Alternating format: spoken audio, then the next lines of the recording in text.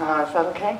Well, good evening, everyone. It's wonderful to see so many people turn out for a discussion about politics in Alberta, because there is certainly room for more than one opinion in this province, and I'm glad to engage in this process.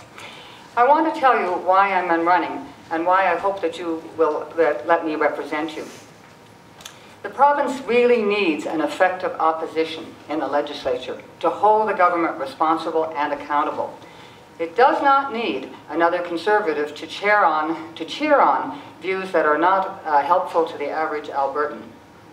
Do not be fooled. As others have said, it is not possible for caucus members to go against the Conservative caucus, as Mr. Boudelier found out only too painfully when he tried to represent the needs of his constituents in Fort McMurray.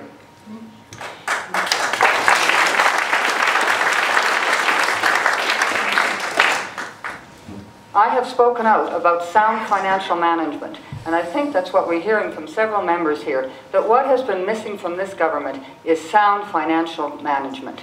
We did not arrive in this recession by accident. Of course the world is enduring a recession, but we had 8 or 9 years of surpluses, and I'd like to inform the government that a surplus is the money that's left over after you budget.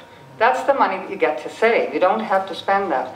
And because we all know that Alberta is subject to the whims of the commodity market and that we are very dependent on the commodity market, we should have been preparing for the next downturn. We've all lived here long enough to usually find a downturn about once every 10 years.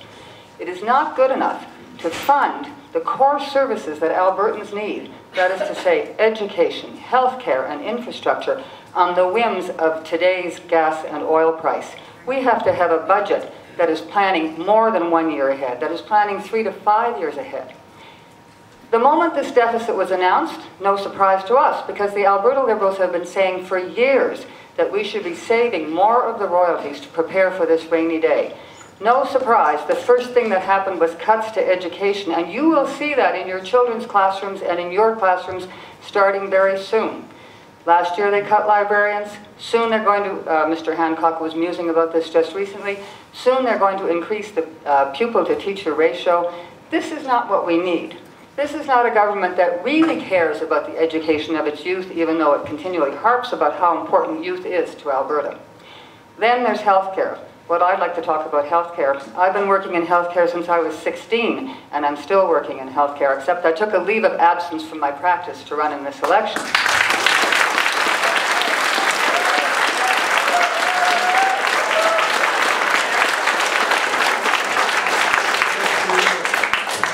I'm old enough to remember what this country was like before we had Medicare, and I don't want to live long enough to see it without Medicare. It is a tremendous virtue of this country that you get health care based on your need and not on your ability to pay. This government does not have the courage or the integrity to run on the plans that they have for health care.